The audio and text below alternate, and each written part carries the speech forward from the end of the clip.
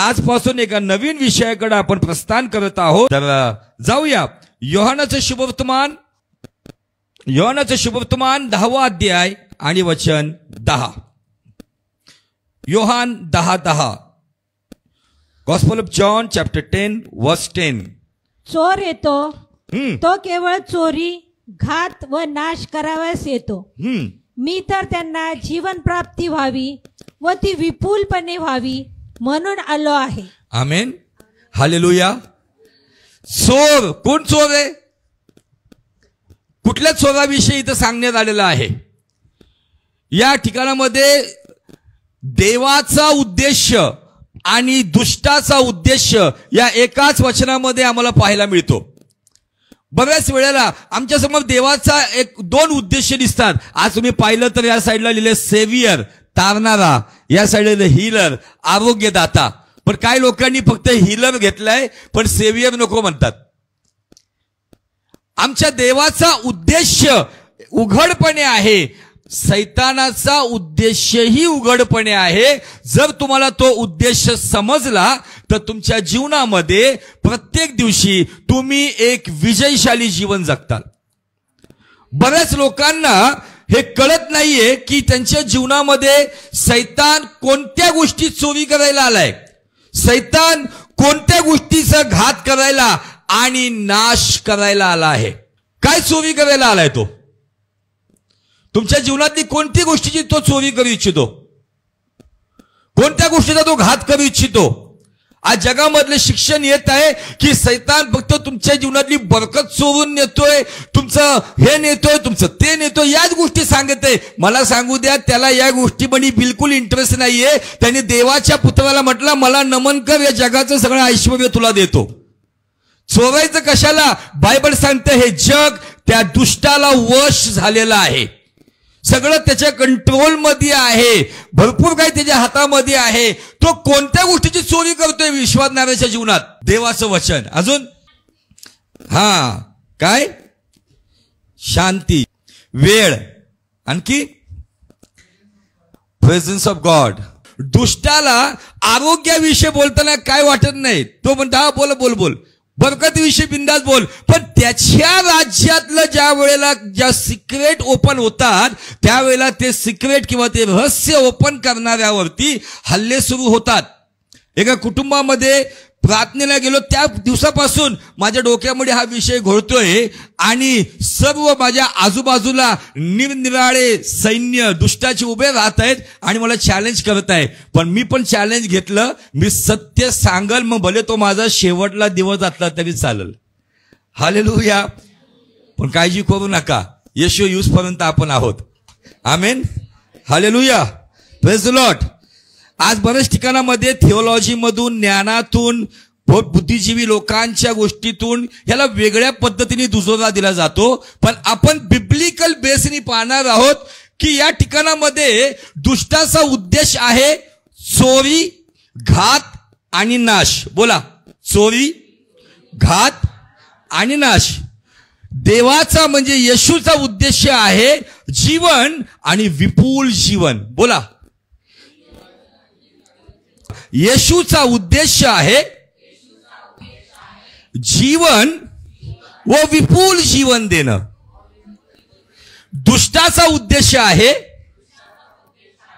चोरी, घात व नाश. या दोघांचे उद्देश समोर आहेत आणि या वचनामध्ये तुम्हाला सगळ्या गोष्टी समजून येतील. या एका वचनावर बोलायचं तरी किती, परंतु या एका वचनातून पवित्र आत्मा आम्हाला अनेक गोष्टींचं मार्गदर्शन करतो. ज्या दिवशी येशू तुमच्या जीवनात आला, तुमच्या जीवनात काय आलं सांगा बरं? त्याची चोरी होणार आहे. ज्या दिवशी तुम्ही येशूला तुमच्या जीवनामध्ये स्वीकारलं, त्या दिवशी तुमच्या जीवनामध्ये काय आलं? तारण आलं. अजून काय आलं? शांती आली. अजून काय आलं? जीवन आलं. चला तुम्हाला वचनातून आपण मार्गदर्शन करूया. लुकाचं शुभवर्तमान याचा 2रा अध्याय. येशूचा जन्म होत्या वेळी स्वर्गातून एक सुवार्ता आली आणि ती सुवार्ता लूक 2रा अध्याय आणि वचन 8 ते 10 मध्ये आम्हाला पाहायला मिळते. त्याच परिसरात मेंढपाळ रानात राहून रात्रीच्या वेळी आपले कळप राखीत होते. तेव्हा प्रभूचा दूत त्यांच्या जवळ उभा राहिला. प्रभूचे तेज त्यांच्या भोवती प्रकाशले आणि त्यांना मोठी भीती वाटली. तेव्हा देवदूत त्यांना म्हणाला, भिवू नका, कारण पहा, जो मोठा आनंद सर्व लोकांना होणार आहे त्याची सुवार्ता मी तुम्हा सांगतो. हालेलुया. हालेलुया. येशू जन्माला आला त्यावेळेला आनंद नाही, मोठा आनंद. ज्या दिवशी तुमचं तारण झालं, तुमच्या जीवनातलं दुःख गेलं आणि ख्रिस्ताचा आनंद तुमच्या जीवनात आला, तर चोरी होते आनंदाची. ज्या वेळेला आनंदराव चोरी होतात ना, त्यावेळेला ऑटोमॅटिकली शांताबाईचा नाश होतो आणि आशाबाईचा घात होतो. ख्रिस्त आमच्या जीवनात आला त्यावेळेला आनंद आला. ख्रिस्त आमच्या जीवनात आला त्यावेळेला शांती आली आणि त्याचबरोबर गौरवी आशा जी पुनरुत्थानाची आहे ती आम्हाला प्राप्त झाली. तर आमच्या जीवनामध्ये आता तुम्हाला डायरेक्टली उत्तरच दिले मी की चोरी कशाची होती. चोरी होते आनंदाची. कशाची? कशाची? एकदा काय आनंदराव चोरीला गेले की शांताबाईचा घात होतो, शांती जाते. आणि एकदा ख्रिस्ताचा आनंद आणि ख्रिस्ताची शांती ज्या व्यक्तीच्या जीवनातून लुप्त होते त्याच्या जीवनात कुठली आशाच राहत नाही. म्हणून ती गौरवी आशा, पुनरुत्थानाची आशा त्या व्यक्तीच्या जीवनातून निघून जाते. या 3 गोष्टी या ठिकाणामध्ये: आनंद, शांती आणि आशा. Joy, peace and hope. लोक काही संदेश द्यायला लागलेत, बरेच ज्ञानी लोक आलेत, प्रभू हे चोरायला आल्या, तेच चोराय, त्याला बिलकुल त्यात आनंद नाही. तुमच्या जीवनामधला आहे ना आनंद एकदा गेला ना, मग तुम्हाला किती पण पॉवरफुल वचन द्या किंवा तुमच्या डोक्यावरती बेनींचा हात जरी ठेवला ना, काय उपयोग नाही. म्हणून तुमच्या जीवनामध्ये जे प्रसंग येतात ना, ज्या काही गोष्टी होतात ना, आपल्याकडून परक्यांकडून एक निर्णय घ्या, मी माझ्या हृदयातला प्रभूचा आनंद गमावू देणार नाही. कारण काय होतं माहितीये का, आम्ही ज्या प्रभूचा आनंद जो आम्हाला तारणाच्या द्वारे मिळाला ना, तो आनंद गेला की मग उदास पण येतं. आनंदाबरोबर शांती गेली ना की मग तिथं बेचैनी येते. आणि या दोन्ही गोष्टी काय करतात, आमच्यामध्ये आशेच्या जागी निराशेला घेऊन येते. एकदम आज मी तुम्हाला फक्त याचा एक पाया घालून देणार आहे आणि वचनाच्या बेसवरती. तर एक पौलाने पवित्र आत्म्याविषयक सुंदर रेव्हलेशन दिले. थोडं तिकडे जाऊया आपण. रोमकरास पत्र 15 अध्याय आणि वचन 13 वाचा. आता आशेचा देव. कोणता देव? आमचा कुठला देव आहे? आशेचा देव आहे. तो कधी निराश करत नाही. पण सैतान जो दुष्ट ज्यावेळेस चोरी करतो आमच्या जीवनामध्ये, कुणीतरी आम्ही खूप प्रभूमध्ये चालत असतो, आम्ही प्रभूने वाढत असतो, मधूनच कोणतरी आम्हाला पंचर करतं. आमचा आनंद गेला की मग आम्ही विचार करायला लागतो, मग शांती जाते. शांती गेली की निराशा येते. आणि त्याचा उद्देश एदेन बागेपासून हेच आहे. मला सांगा बघा, आदम आणि हवेला कुठला आनंद नव्हता तिथं? त्यांना कुठलं तिथं स्वयंपाक करावा लागत होता? कुठल्या गोष्टीची कमी होती का? परंतु त्यांनी बरोबर येऊन काय केलं, तो जो आनंद प्रभूचा होता ना एदेन बागेचा, तो बाजूला ठेवून त्यांचं लक्ष वेगळीकडे विचलित केलं. आजही तो आमचा फोकस बदलून आमच्यामध्ये असणारा प्रभूचा आनंद चोरी करण्याचा प्रयत्न करतो. म्हणूनच त्या पहिल्या कुटुंबामधून जसा प्रभूचा आनंद गेला, शांती गेली, ते बेचैन झाले आणि त्यांच्यामध्ये जी प्रभूची आशा होती ती पण नाहीशी झाली आणि ते लपून राहिले. सुरुवात आत्म्याने होते म्हणून गलती 3:3 सांगतं, बरेचसे लोक सुरुवात आत्म्याने करतात पण शेवट देहाने होतो. मला सांगू द्या, आम्हाला ज्ञान पाहिजे पण कुणीतरी एका मोठ्या सेवकाने सांगितलेलं आहे, आत्म्याविना ज्ञान एक प्रकारचं डेव्हिल डेंजरस प्रकार आहे. आणि नुसतंच आत्मा ज्ञानाशिवाय असेल तर तिथं गोंधळ निर्माण होतो. त्यामुळं विस्डम आणि स्पिरिट या दोन्ही गोष्टी पाहिजे. आणि विस्डम आणि स्पिरिट आम्हाला देवाच्या आनंदातून, देवाच्या शांतीतून प्राप्त होतो. आणि या गोष्टी माझ्यामध्ये पुनरुत्थानाची आशा शेवटपर्यंत जिवंत ठेवते. Hallelujah, praise the Lord. काय म्हणत आहे आता? आशेचा देव विश्वास ठेवण्यामुळे तुम्हाला संपूर्ण आनंदाने व शांतीने भरो. थांबूया. काय म्हटले? तुम्हाला मालपाणीने भरो म्हटलं पाहिजे. तुम्हाला 2 BHK 3 BHK डबल बंगलादी भरवलं पाहिजे, असं लिहिलं पाहिजे. पण सुरुवातच दिलेली की आशेचा देव या ठिकाणामध्ये म्हणते की विश्वास म्हणजे येशूवर विश्वास ठेवण्याच्या द्वारे तुम्हाला संपूर्ण आनंदाने व शांतीने भरो. तुमच्याकडे जर सगळ्यात महत्वपूर्ण प्रॉपर्टी जर काय असेल की ज्याचं तुम्हाला रक्षण करायचंय, ज्याला तुम्हाला सांभाळायचंय, ते म्हणजे देवाने दिलेला तो आनंद आणि देवाची शांती. जर ही तुम्ही सांभाळून ठेवताना, म्हणून येशू म्हणाला, जग देतो अशी नव्हे, मी तुम्हाला माझी शांती देऊन ठेवतो.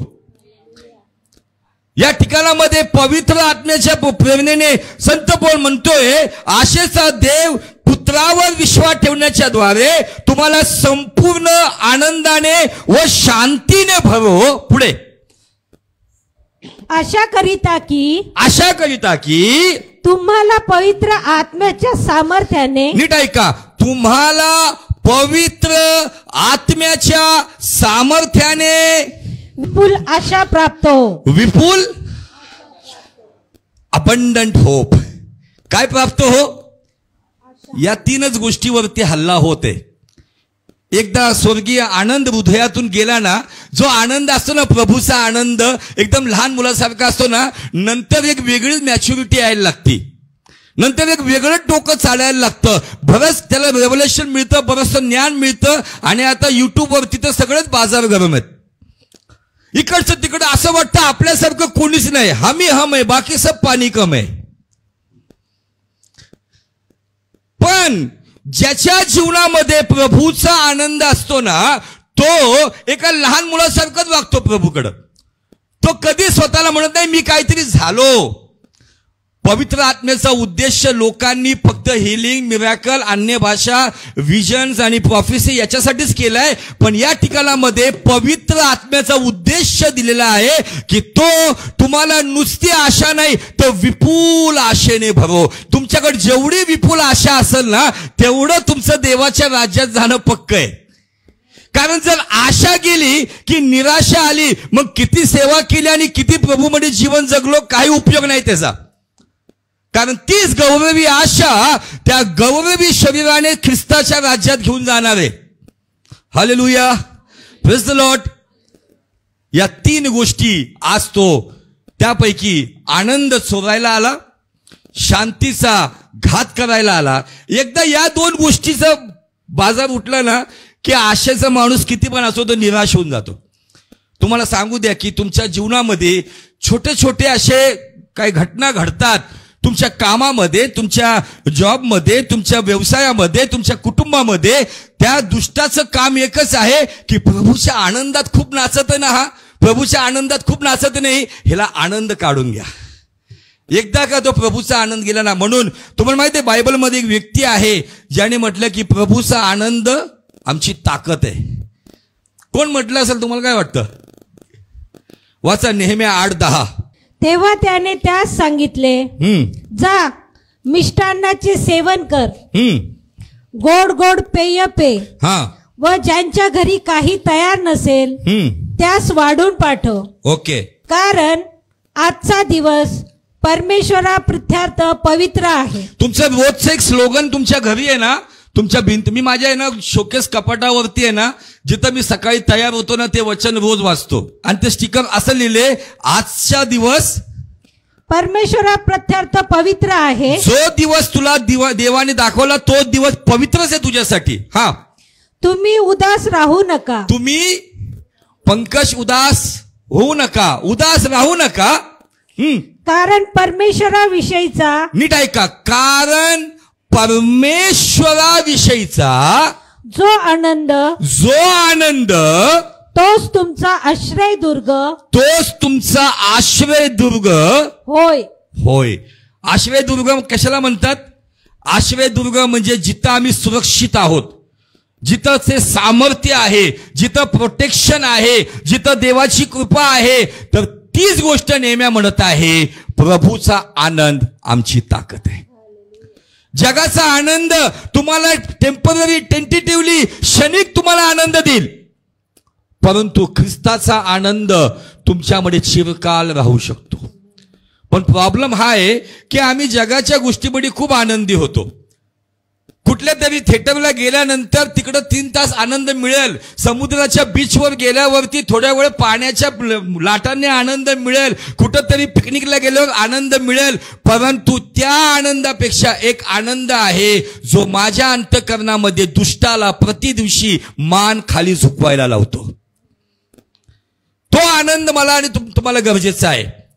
आणि तो आनंद जर तुमच्या आणि माझ्या जीवनामध्ये नसेल तर मला सांगू द्या, तुमचा आनंद चोरी होत आहे किंवा चोरी झाला आहे. जर माझी वारंवार चिडचिड होत आहे, मला डिस्टर्बन्स निर्माण होत आहे, तर मला चेक करायचंय माझ्या शांतीचा पण घात झालेला आहे आणि कुठंतरी मी देवाच्या वचनापासून दूर दूर चाललो आहे. याचा अर्थ मी कुठंतरी आशावान व्यक्ती होतो, आता निराशेकडे चाललेलो आहे. पण त्याचीच सरळ बाजू सांगत आहे, ख्रिस्ताच्या जन्माच्या वेळेला मोठी सुवार्ता सांगण्यात आली आणि ती सुवार्ता होती तुमच्यासाठी मोठा आनंद होत आहे. आणि जसे ते मेंढपाळ निघाले दाविदाच्या नगराकडं, मोठं क्वायर उभा राहिलं आकाशामध्ये आणि ते क्वायर काय म्हणायला लागलं, वाचा बरं. तेव्हा देवदूत त्यांना म्हणाले, भिवू नका, कारण पहा जो मोठा आनंद सर्व लोकांस होणार आहे, त्याची सुवार्ता मी तुम्हाला सांगतो. तेव्हा इतक्या स्वर्गातील सैन्यांचा समुदाय त्या देवदूताजवळ अकस्मात प्रगट झाला आणि देवदूत देवाची स्तुती करत म्हणाले, ऊर्ध्वलोकी देवाला गौरव आणि पृथ्वीवर ज्याच्यावर त्याचा प्रसाद झाला आहे त्यास मनुष्यास शांती. काय मनुष्यास? म्हणजे गॅब्रिएल वैयक्तिकरित्या येऊन मेंढपाळाला आनंदाची सुवार्ता सांगतो आणि जसे हे लोक दाविदाच्या नगराकडे निघाले तसं रस्त्यामध्ये गॅब्रिएल बरोबर आणखी स्वर्गदूतांचं मोठं सैन्य उभं राहिलं आणि त्यांनी त्या ठिकाणामध्ये एक प्रकारचं गाणं गायलं, ऊर्ध्वलोकी देवाला गौरव, पृथ्वीवर ज्याच्यावर त्याचा प्रसाद झाला आहे त्या मनुष्याला शांती. Hallelujah, praise the lord. म्हणजे आनंद मग शांती. Hallelujah, praise the Lord.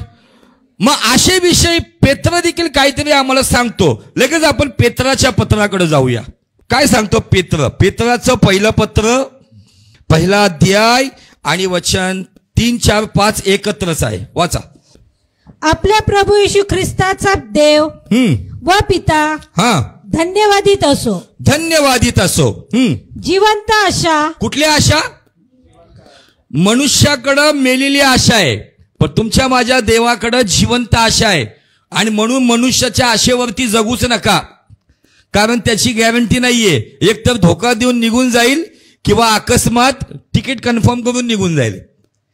जिवंत आशा त्या ख्रिस्ताची आहे जो मरणातून विजयी झालेला देव आहे. पुढं जिवंत आशा प्राप्त होण्यासाठी आणि अविनाशी, निर्मळ व अक्षय वतन मिळवण्यासाठी त्याने आपल्या महादयेनुसार येशू ख्रिस्ताच्या मृतातून पुनरुत्थानाच्या द्वारे आपल्याला पुन्हा जन्म दिला. पुन्हा जन्म दिला. पुन्हा जन्म म्हणजे तारण, मुक्ती, मोक्ष. पुन्हा जन्मामध्ये काय गिफ्ट मिळालं? त्याच्या जन्मामध्ये आनंद आणि शांती मिळाली. त्याच्या शारीरिक जन्म, शब्द नीट ऐका माझा, त्याच्या शारीरिक जन्मातून आम्हाला आनंद आणि शांती मिळाली, पण त्याच्या मरणातून जन्म घेण्यातून आम्हाला जिवंत आशा मिळाली आहे. Hallelujah, praise the Lord. या 3 गोष्टीवरती दुष्ट त्या आशेवरती हल्ला करू शकत नाही, कारण पुनरुत्थानाच्या सामर्थ्यासमोर तो थांबूच शकत नाही. कारण त्या पुनरुत्थानाच्या सामर्थ्याद्वारे त्यांनी जाऊन अधोलोकाला लुटलं आणि त्याच्या किल्ल्या त्यांनी काढून घेतलेल्या आहे. परंतु सुरुवात आहे माझ्या आणि तुमच्या अंतःकरणामध्ये वास करणारा ख्रिस्ताचा आनंद. अहो, तुमचा चेहरा सांगतो तुम्ही किती ख्रिस्ताच्या आनंदात आहेत. म्हणून मागं पण सांगितलं 12 वाजू नका, 3:15 9:15 वाजवा. इथं आल्यानंतर जर तुमच्या चेहऱ्यावरती जर ते आठ्या पडलेल्या आहेत, इतकं तुमचा चेहरा जर उदास आहे, तर मला सांगू द्या की तुम्ही देवाच्या सान्निध्यात फक्त शरीराने आलेला आहात. या ठिकाणामध्ये बायबल सांगतं की त्याच्या मृतातून जिवंत होण्याच्या द्वारे आम्हाला नवा जन्म मिळाला, पण त्या नवा पुन्हा जन्मामध्ये एक गिफ्ट मिळालेला आहे की वो जिंदगी के साथ भी है और जिंदगी के बाद भी है. Hallelujah, praise the Lord. आज या गोष्टी मंडळीपासून काही लोकांनी राखून ठेवलेल्या आहेत. मंडळीला फक्त भौतिक, शारीरिक आणि कौटुंबिक या 3च गोष्टीमध्ये, या 3च आशीर्वादामध्ये घुसपटून ठेवले. परंतु आता मंडळीला सज्ञान होण्याची गरज आहे, कारण येशू ख्रिस्त बालविवाह करायला येणार नाहीये. येशू ख्रिस्त त्या प्रौढ वधूसाठी येणार आहे, जी वचनरूपी जलस्नानाने स्वतःला शुद्ध आणि पवित्र करते आणि आपल्या त्या वरासाठी स्वतःला तयार करते. अशा वधूसाठी येशू येणार आहे. आज जर मंडळी आज तिथंच भौतिक, शारीरिक आणि कौटुंबिक आशीर्वादामध्ये अजूनही त्या बालिशपणामध्ये जर अडकलेली आहे, तर मी पुन्हा सांगतो, येशू बालविवाह करायला येणार नाहीये. Hallelujah, hallelujah.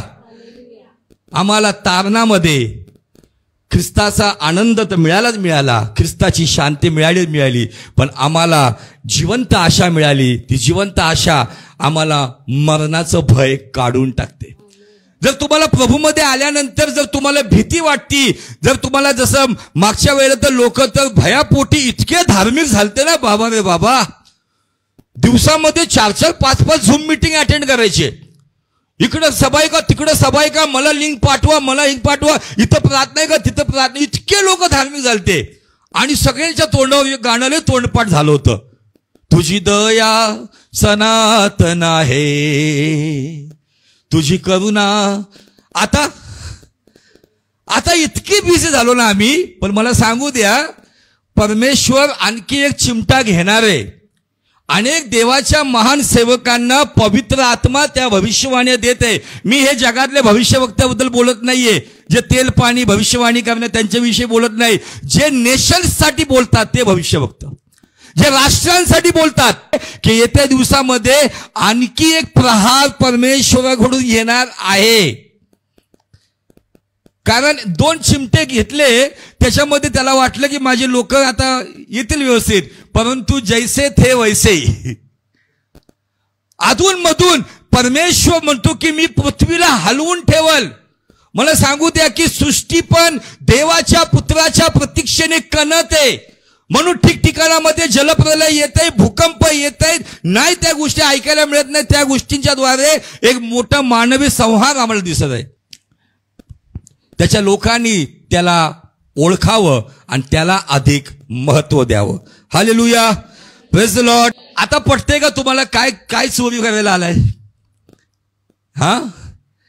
कशाचा घात होतोय, कोणत्या गोष्टीचा नाश होतोय? जर मला सांगू द्या, प्रथम जर मी माझा आनंद कुणाच्या बोलण्याने उदास होऊ नका, no problem, God bless you बोला आणि आपला प्रार्थनेचा वेळ आपल्या देवाला द्या, आपल्या आराधनेचा वेळ आपल्या देवाला द्या. कुठल्या मनुष्यामुळे आम्ही येशूच्या मागे चालत नाही, येशूच्या मागे येशूमुळेच आम्ही चालतोय. Hallelujah, praise the Lord. आज तुम्हाला कदाचित उदास करण्यासाठी निरनिराळे प्रयत्न तो करत असेल, कारण तो पहिले गळाला तुमचा आनंद लावतो. त्याला माहिती एकदा आनंद आला ना की शांताबाई येतेच, आणि एकदा आनंद आणि शांती आली की मग आशा निघून जाते आणि निराशा येते. आणि निराशा, मला सांगू द्या, निराशा सैतानाचं हे टॉप 1 हत्यार आहे. डिसअपॉइंटमेंट हे सैतानाचं टॉप लेवलचं हत्यार आहे. एकदा असं एका पुस्तकामध्ये वाचलं, एक फॉरेनरच्या पुस्तकामध्ये लिहिलं होतं. त्यांनी असं लिहिलं की सैतानाने एकदा विश्वासणाऱ्यांच्या शहरामध्ये आपलं एक्झिबिशन लावलं. एक्झिबिशन समजते का? प्रदर्शन. त्याने आपलं दुकान लावलं तुमच्या भाषेत, आणि त्याने सगळ्या चर्चेला इन्व्हिटेशन दिले, या माझ्या प्रदर्शनामध्ये या आणि बघा मी कसले कसले हत्यार लावलेले. आणि आपले लोक बी गेले, आणि लोक गेले, आणि गेल्या बघा पहिलंच एकदम चकचकीत काउंटर होतं. मस्त अशी लांब सोनेरी तलवार होती, आणि त्याची किंमत होती 10 लाख रुपये, आणि त्याच्यावरती लिहिलं होतं व्यसन. त्या हत्याराचं नाव काय होतं? व्यसन. मग त्याच्यात सगळी नशा आली. ते हत्यार बघितलं, पुढं अजून एक काउंटर असतं, त्या काउंटरकडे जातं, तिथं असती किंमत 1 करोड. त्याच्यावरती पण असं चकचकीत एकदम हत्यार, आणि तिथं लिहिलं होतं वासना. अशा अनेक हत्यार होतं, पण एका कोपऱ्यामध्ये ना 10 करोडचं हत्यार होतं, पण ते एकदम असं काय त्याला असं पॉलिश केलेलं नव्हतं, साफसूफ नव्हतं, एकदम असं. लोकांनी एकदम आवर्जून विचारलं, काय काय लोकांना सवय असते, समोर जे दिसतं ते नाही बघणार, ते कोपऱ्यातलं दाखवा. त्यांना असं वाटतं कोपऱ्यात काहीतरी स्पेशल आहे. सैतान म्हणतो त्या हत्याराकडे पाहू पण नका. ते म्हणतात काय ते हत्यारात? तो म्हणतो मला ते हत्यार चमकवण्याची गरज नाही. बोले तुम्ही विश्वासणारे लोक ज्या वेळेला निराशेत येताना ते हत्यार माझं तुम्ही इझिली घेता आणि देवाविरुद्ध बोलून स्वतःचा नाश करून घेता. ते म्हणतात हाय तरी कोणतं हत्यार? ते हत्यार होतं निराशा. एकदा निराशा आली ना, चांगल्या चांगल्या बिलिव्हर्सला पाहिलं, चांगल्या चांगल्या मॅन ऑफ गॉडला पाहिलं की एकदा निराशा आली की ते आपलं जीवन त्यागतात. मनुष्य आत्महत्या कधी करतो? ज्यावेळेस निराशा येते. पण ज्यावेळेस आशा येते ना, त्यावेळेस आत्महत्या करणारा पण जीवनाकडे वळतो. Hallelujah, praise the Lord. निराशा तुमच्या जीवनामध्ये राज्य करू नये म्हणून तुमच्यासाठी पहिली अट ही आहे की काही हो, मी प्रभूचा आनंद जो माझ्या ठाई आहे ना, मी गमावू देणार नाही, मी चोरी होऊ देणार नाही. जर आशा तुमच्या जीवनामध्ये टिकून राहावी, जर तुमच्या जीवनात शांती टिकून राहावी, त्याच्यासाठी प्रभूचा आनंद. मी तुम्हाला सांगितलं ते गीत ज्यांनी लिहिलं, मला त्यांचं नाव नाही माहिती, प्रभू का आनंद मेरी ताकद. एक फॉरेनर कपल, US मधून न्यूली मॅरिड कपल, नवीनच लग्न होऊन त्यांना प्रभूने दर्शन दिलं, भारताच्या बिहार राज्यामध्ये जाऊन सेवा करा. आणि हे पती पत्नी नवीनच विवाह, त्यांनी बिहारमध्ये जाऊन सेवा सुरू केली. आज बिहारमध्ये जे काय आम्हाला चर्चेस दिसतात, जे काय लोक प्रभूमध्ये आले, जे गोरगरीब प्रभूला स्वीकारत आहे, त्याच्या मागे या लोकांचा खूप मोठा हात आहे. मला नाव माहिती नाही, क्षमा करा, विसरलो मी नाव. हे कपल त्या ठिकाणामध्ये 10 वर्ष पूर्ण मनापासून सेवा करत होते. पण 10 वर्षानंतर असं झालं की पाळकीनबाई त्यांना कॅन्सर सारखा आजार जडला आणि ते प्रभूमध्ये झोपी गेले. आणि अशा परिस्थितीमध्ये पाळक साहेब डिस्टर्ब झाले एकदम, आणि त्यांना कळालं की माझी लाईफ पार्टनर, माझ्याबरोबर सेवा करणारी व्यक्ती जी 10 वर्ष माझ्याबरोबर आहे आणि ती मला सोडून गेली, ते खूप दुःखी झाले. त्यावेळेला पवित्र आत्म्याने त्यांना प्रश्न केला की तुझा आनंद मी आहे का तुझा आनंद तुझी पत्नी आहे? त्यावेळेला त्यांनी पवित्र आत्म्याने प्रेरित होऊन ते गाणं लिहिलं, जब मैंने सोचा मैं निर्बल हूं तब प्रभु यीशु ने मुझसे कहा, शक्ति देने वाला, सामर्थ देने वाला, मैं तेरे साथ हूँ. शक्ति देने वाला, सामर्थ देने वाला, मैं तेरे साथ हूँ. प्रभु का आनंद है मेरी ताकत, संसार में यीशु है मेरी ताकत. प्रभु का आनंद है मेरी ताकत, संसार में यीशु है मेरी ताकत. वो मेरा आनंद हर एक दिन में वो मेरा सहारा है, वो मेरा आनंद हर एक दिन में वो मेरा सहारा है. त्यांनी अश्रू वाहत असताना हे गीत त्यांनी लिहिलं आणि पवित्र आत्म्याने त्यांना पुन्हा उभं केलं आणि त्यांनी एक अद्भुत सेवा त्या ठिकाणात केली. तो आनंद त्यांच्यातून गमावू दिला नाही, तो चोरी होऊ दिला नाही आनंद. म्हणून शांती मेंटेन राहिली आणि म्हणून गौरवी आशाही राहिली. म्हणून या गोष्टी चोरीला न गेल्यामुळं, या गोष्टीचा घात न झाल्यामुळं, या गोष्टीचा नाश न झाल्यामुळं एक प्रभावशाली सेवा. अमेरिकेतून एक फॉरेनर येतो आणि बिहारमध्ये संजीवन आणतो. का? आम्ही कधी कधी विचार नाही, लगेच फडकन काहीतरी होतं, आम्ही लगेच निराश होऊन जातो. आम्हाला काहीतरी कानावरती पडतं, प्रमोशन, डिमोशन, आम्ही लगेच निराश होऊन जातो. आम्हाला कधी कोणतरी आमच्याविषयी काहीतरी रुमर्स पसरवतं, मला सांगू द्या, ऐका, है ना, जगाशी म्हणे ना, ऐकावे जनाचे, करावे मनाचे. कुठल्या मनाचे? जे प्रभूचं मन मिळालेलं त्या मनाचे, आपल्या मनाचे नाही. हमें तो मसीह का मन मिला है, मसीह के मन से करो. ज्यावेळी प्रभूच्या मनाने करू, आमच्या मनाने म्हटल्यावरती तर मग आमचं मन एकदम जुन्या आदामाला घेऊन येतं. असं बर कधी कधी होऊन जातं, हरकत नाही. पण त्याला वारंवार त्या मनाला डोकं वर काढू देऊ नका जे आदामाचं आहे, परंतु त्या मनाला वर काढा जे ख्रिस्ताचं आहे. Hallelujah, praise the Lord. ज्यावेळेस मी प्रेषितांच्या जीवनामध्ये त्यांची सेवा बघतो, त्यांच्या सेवेमध्ये ते पुढं प्रभावशाली सेवा का करू शकले? कारण त्यांनी पण त्यांच्या जीवनामधून प्रभूचा जो आनंद आहे ना तो गमावू दिला नाही. पण त्याच्या आधी येशू ख्रिस्त एक गोष्ट आम्हाला सांगतो. योहानाचं शुभवर्तमान 15 अध्याय आणि वचन 11. योहान 15:11. माझा आनंद तुम्हामध्ये असावा. कोणाचा आनंद? ख्रिस्ताचा आनंद. कुणाचा आनंद? इथं माझा आनंदामध्ये आयुष्य चाललंय. तो म्हणतोय माझा म्हणजे त्याचा. आमचा आनंद आमच्या कुटुंबापुरतीच.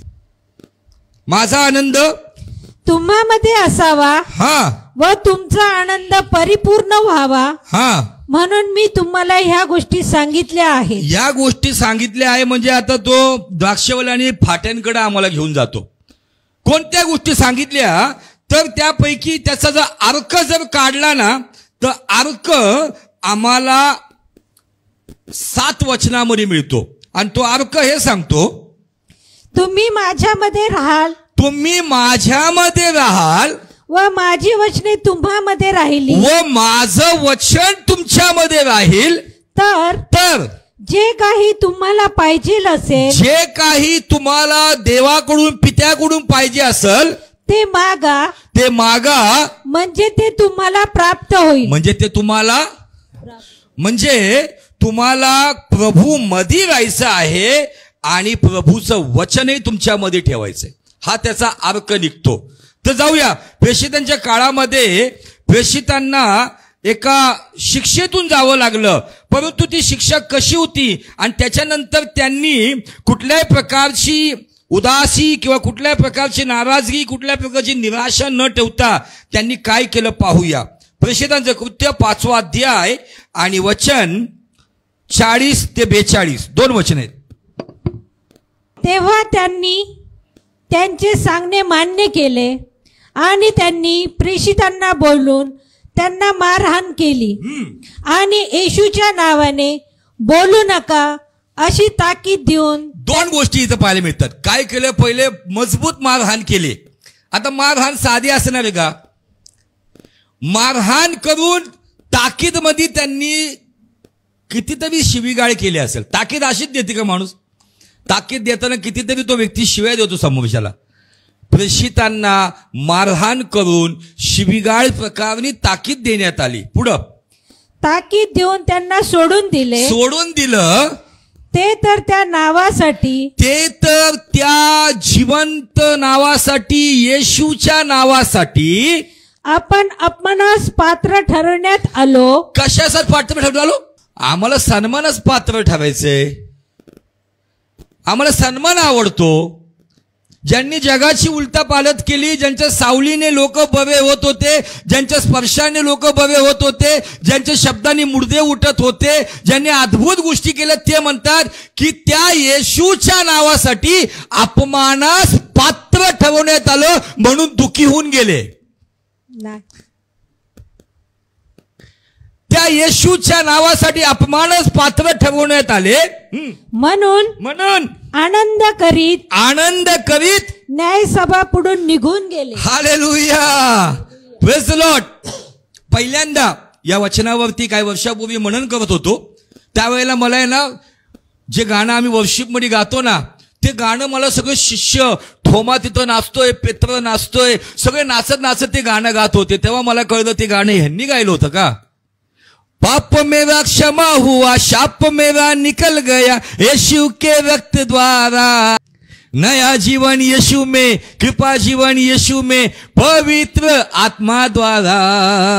अपमानास पात्र ठरवण्यात आल्यानंतरही बायबल सांगतं त्यांनी सेवा सोडली नाही, ते नाराज झाले नाही, ते उदास झाले नाही, ते देवाविरुद्ध बोलले नाही. त्यांनी त्या ठिकाणामध्ये बायबल सांगतं कदाचित सगळे यहुदी महासभा तिथं बसलेले असल, मोठे मोठे रब्बी आणि महायाजक होते, त्या सगळ्यांसमोर हे सगळे शिष्यजन त्यांच्या समोर नाचत नाचत चालले असल.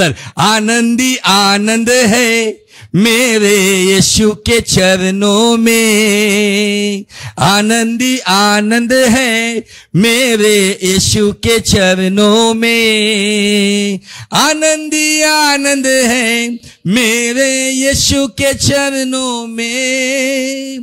त्यांना काय केलं होतं? त्यांना चांगला खर्चा पाणी दिला होता, चांगले फटके दिले होते, ताकीद दिली होती की या नावाने बोलू नका. पण त्या ठिकाणामध्ये ते झुकले नाही. त्यांनी येशूसाठी मार मिळाला, येशूसाठी ताकीद मिळाली, येशूसाठी अपमान मिळाला, पण बायबल सांगतं की त्या नामासाठी ते अपमानास पात्र ठरले म्हणून आनंद करत निघाले. का बरं त्यांनी आनंद केला? कारण त्यांचा गुरु त्यांच्याबरोबर होता ना, त्यांना एकदा नाही दोनदा बोलला, जेव्हा माझ्या नावामुळं लोक तुम्हाला त्रास देतील, तुमचा छळ करतील, दुःखी होऊ नका, उड्या मारून आनंद करा. Hallelujah, praise the Lord.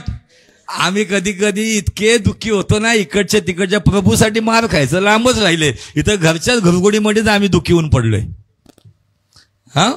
कधी खायचो प्रभूसाठी मार आम्ही? ज्यांनी जगाची उलटापालट केली त्यांचा या ठिकाणामध्ये विश्वासाची क्रिया आम्हाला दिसती की त्यांनी त्या ठिकाणामध्ये हे नाही म्हटले आम्ही अपोस्टल, आम्ही येशू बरोबर 3.5 वर्ष होतो. अरे कालच माझ्या सावलीमुळे पेत्र म्हटलं असेल, अरे एक व्यक्ती बरा झाला, आणि मला काय म्हटलं, आमच्या अंगावर कपडे फिरून नेले, ते पॅरालाइज बरा झाला. मला आजकाल तर सगळे एकदम, एक तर मला भेटलं, मी highly anointed man of God आहे. कारण आमच्याकडं बायबलमध्ये प्रशित 5:42-41 मध्ये हायली अनॉइंटेड त्यांना म्हणू शकतो, पण ते अपमानास पात्र ठरले म्हणून आनंद करत न्यायसभेतून बाहेर निघाले. मी जस्ट ते दृश्य पाहिलं, कुणाच्या तोंडातून रक्त येते, कुणाच्या कानातून रक्त येते, कोण जखमी झालाय, कुणाचे कपड्याचे चिंध्या झालेत, पण तरी ते आनंद करत करत न्यायसभेतून बाहेर पडलेत. आणि म्हणून तिथून पुढे जर तुम्ही वाचलं तर या प्रेषितांनी जगाची खऱ्या अर्थाने उलटापालट केली. म्हणून एक ठिकाणामध्ये यासोनाच्या घरी काही लोक आले, म्हणतात की जगाची उलटापालट करणारे इथेही आले का? तर तुमची आणि माझी साक्ष ही असावी, कोणी सन्मान देऊ अगर ना देऊ, अपमान मिळाला ना तर धन्यवाद द्या. कारण पेत्राने, योहानाने, याकोबाने, थोमाने, बर्थलमैने जेवढे पण सेवक होते त्यांनी येशूच्या नावासाठी अपमानास पात्र ठरले म्हणून आनंद केला. दुष्टाला निराशा देऊन आनंदाची चोरी होऊ नाही दिली. कारण त्यांना येशूच्या तारणामध्ये येशूच्या पुनरुत्थानामध्ये ज्या 3 गोष्टी मिळाल्या होत्या, तो म्हणजे प्रभूचा आनंद, प्रभूची शांती आणि प्रभूपासून मिळणारी जिवंत आशा. त्या गोष्टी त्यांनी मेंटेन ठेवल्या. म्हणून मरत असताना पण पहिला इतिहासकार जोसेफस म्हणतो की पेत्राच्या चेहऱ्यावरती हास्य होतं. त्याला उलट लटकवलं होतं क्रूस खांबावरती, तरी चेहऱ्यावरती हास्य होतं, कारण तो प्रभूचा आनंद मरणासमोर झुकत नाही. Hallelujah, praise the Lord. आम्ही आमच्या याच गोष्टीत अडकलोय. रोटी कपडा मकान. कपड़े में कम तो दुखी, रोटी में कम तो दुखी, मकान में कम तो दुखी. अब लेकिन वहां जाना है, वो मुकाम पाना है, उसके बारे में क्या? तिथंच अडकलोय. आणि जर आज मला सांगू दे की एवढं ऐकूनही आमच्या जीवनात कार्य होत नाही, तर मला सांगू दे की आम्ही फक्त आयाराम गयाराम मध्ये जमावू. मला तुम्हाला इथं मंदिरामध्ये देवाने फक्त एकत्र बसायला किंवा एकत्र ऐकायला नाही बोलवले. आमच्यामधून एक सेना उभी राहिली पाहिजे, हा उद्देश देवाने दिलेला आहे. तुम्ही कसे असा, शिक्षित असा, अशिक्षित असा, कुठे राहणारे असा, परंतु आता उभे राहा. यहोवा निस्सीचा झेंडा हातात घेऊन एक सेना उभी करून आम्हाला दुष्टाचं राज्य मुळामध्ये गाडायचं आहे. हालेलुया.